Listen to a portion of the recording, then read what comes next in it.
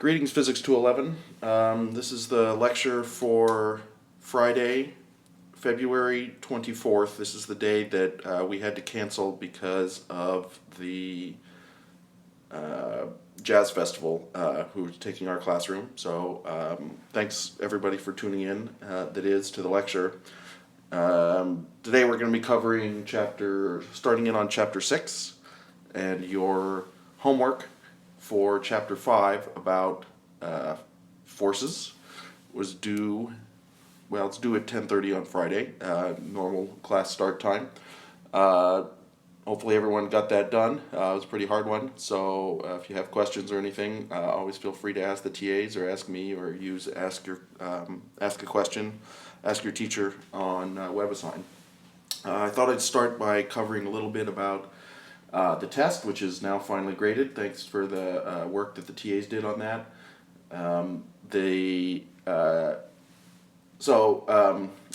As I expected, the mean on the test was fairly low. If you look at it in a high school, like 90 to 100 is an A, 80 is a 90 is a B kind of thing. Of course, I don't look at it that way, so I'm not intimidated by the numbers. The average on the test was a 61, and the standard deviation was 20, a little over 20. So for those of you who don't know what these mean, these refer to the scientific characterization of, or the mathematical statistical characterization of, the distribution of scores. So this assumes that you have a bell curve and effectively a Gaussian curve, and the mean is, if it were a Gaussian, the mean would correspond to the middle of the curve, and the standard deviation, which we call the Greek letter sigma, would be the half size of the width, the distribution. So what I did was I took these numbers, and to assign the curved grades, I curved these into as if it were the same bell curve centered around 80, so curved around a B minus, with a standard deviation of 10. So you might write that 80 plus or minus 10. What that means is that once we go into this new system, after the curve, I do this curve for you, not for me. The curve puts your grades into the same conventional 90 to 100 is an A, 80 to 90 is a B, 70 to 80 is a C, 60 to 70 is a D, and lower than 60 is an F kind of range. I can tell you the distribution of scores that we had. We had 16% got A's. We had 39% get B's. 27% of the class had C's. 14% of the class got a D, and we had 5% fail. If you didn't do as well as you'd hoped, there's hope. Remember, you can always retake an exam at the end of the semester, and you may elect at that time to retake this exam, in which case your present score goes away, and it will be replaced by your score that you get on the new score if it's better. If you do worse, then it can't hurt you, so the new score will disappear if you do worse. Of course, it's not the exact same exam, guys, obviously. So the test will be suitably altered, but it'll be a new test, but it'll cover the same material. Notice if you're astute here, the fact that this is not symmetric around the B minus that I'm curving it around means that we, of course, did not have a distribution that looks like this. The distribution is a little bit skewed toward the B range, which we had more than half the people got A's and B's on the exam. And, of course, the ones that didn't do as well, remember, as I said, you can always retake it. So I hope that you avail yourself of that opportunity if you didn't do as well as you'd hoped to. But this kind of score, this kind of average 61 is right what I was aiming for. It's very in line with what I've had on previous times I've taught the course, so that's pretty much par for the course. I'm not worried about that at all. And that's kind of what all the exams are going to look like.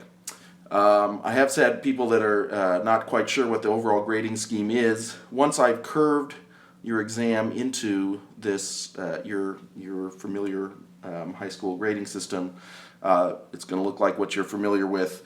The homework grades are probably ultimately going to receive some kind of a curve as well. I can't decide what that is. I won't decide what that is until the end of the course.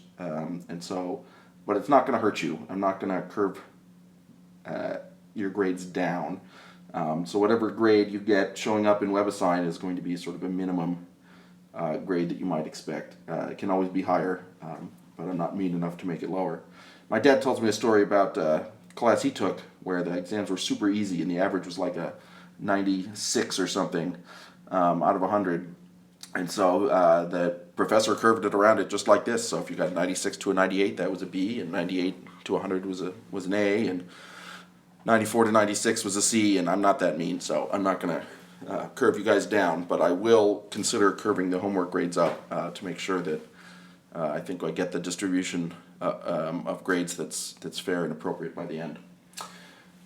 Okay, so we're going to start in on Chapter 6, which are some interesting applications of the force laws that you all learned in Chapter 5 that we've been going over on the last week. And so Chapter 6 here, the first lecture in Chapter 6 here is going to be about circular motion force.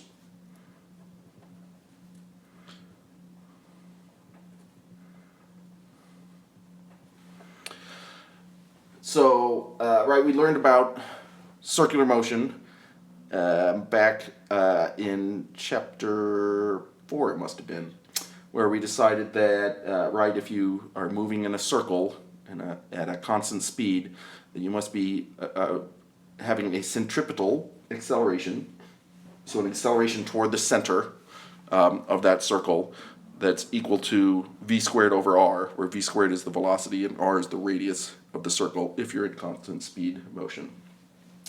So let's talk a little bit about what might happen if you have similar circular motion, but we're going to now talk about it in the context of forces, and so we can get a little, start looking at a little more interesting cases. So let's say you have a cup of water, and you're going to hold it, at the end of your arm, say, but it kind of looks like it's going to be on a string. I'm going to put it like that. And you're going to spin that cup of water around in a circle vertically. So this is a case where this direction is down, and this is up. So you're in a gravitational field. So clearly, if you spin this very slowly, you are going to leak all this water all over the floor. And so I recommend that you not do this experiment unless you're in a bathtub or unless you spin yourself really fast. How fast do you have to spin it? Well, let's think about this problem from a force point of view. And whenever you're going to think about a problem in terms of forces, we've drawn a picture. That's the first step. The specific kind of picture that we need, though, in this particular case is going to always be a free body diagram. So let's look at the free body diagram of the cup of water in this case. When it's at the bottom like that, you've got a cup of water. What forces are acting on the water? Well, there's gravity. And we know that force is going to be equal to mg. There's also, in this case, a centripetal force pulling inward. And that centripetal force is, the action on the string or on your arm here that's pulling it to ensure that it continues going in a circle. So F centripetal. In this case, that centripetal force is going to be equal to v squared over r, right? Where r is the radius and v is how fast you're moving this thing in a constant speed around the circle. Okay. That's great. So clearly, this net force that you're getting from gravity is not contributing to the centripetal force, right? The gravity and the centripetal force are going in opposite directions, so they are not contributing it to it together. In which case, because ultimately this centripetal force is deriving from the force, normal force, right? As you get the electrical forces in the cup of water, excuse me, they're going to be pushing up on it. Ultimately, these aren't all the forces then in the problem, right? There's also the normal force. And in this case, the magnitude of the normal force, because this object is not, I mean, it's moving around in a circle, it's accelerating inward a bit, but the net force on this guy is going to be such that it's a little bit, it's going to be inward, right? There's a net force inward, and so the net normal force needs to make sure that it accounts for both gravity and this just additional amount of centripetal acceleration, centripetal force that pulls it pulls it inward. So in this case, the normal force pushing on the cup must be equal to the sum of these two, right? The normal force at the bottom, as you're sweeping this thing around, must be equal to v squared over r plus mg. Or I'm sorry, this is the force. It must be mv squared over r plus mg. Okay, great. So definitely no reason to think that that water is going to fall out of the cup at the bottom, no matter which way you go. That wouldn't make any sense. Once you get up, say, to the side here, now we're in a different case. Let's do another free body diagram of the water when it's on its side. At this position, we have a force of gravity, which is now pushing sort of sideways in the cup. It's still equal to mg. We still need a centripetal force that's going to be equal to mv squared over r, ma, and a is v squared over r. And so in this case, the normal force must be providing that centripetal acceleration, that centripetal force, right? It's once again those electrical forces of the cup pushing up on the water and ultimately held by your hand, holding it in that circular motion that's keeping this guy in its circular motion and is providing that centripetal acceleration. So this is also the normal force in this case. This is what we know the net acceleration must be. And so there must be that normal force providing that centripetal acceleration. In this case, that normal force needs to be equal to the centripetal force there, mv squared over r. Of course, the gravity is pulling down on the water, so the water is going to actually, I drew the water as straight, but it's actually going to start looking something like this because gravity is going to be pulling it down.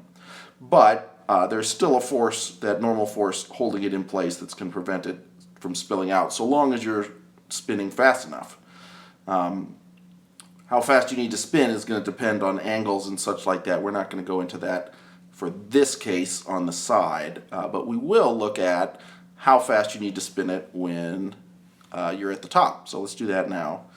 You got a cup of water here at the top. Clearly, if you're spinning it fast enough, that water is going to stay in place. And if you're not spinning it fast enough, that water is going to spill and make a huge mess. You hope it's water. Otherwise, if it's something sticky, it's going to be a big mop problem. So let's look at a free body diagram of what that water looks like and how fast then you'd have to spin it in order to prevent it from spilling out. So here's a cup of water. Sorry, there we go. Okay, so let's do our free body diagram on the water at the top of its arc. Once again, we have a force due to gravity equal to mg. There must also be the net force, right? The sum of the forces on this guy must be equal to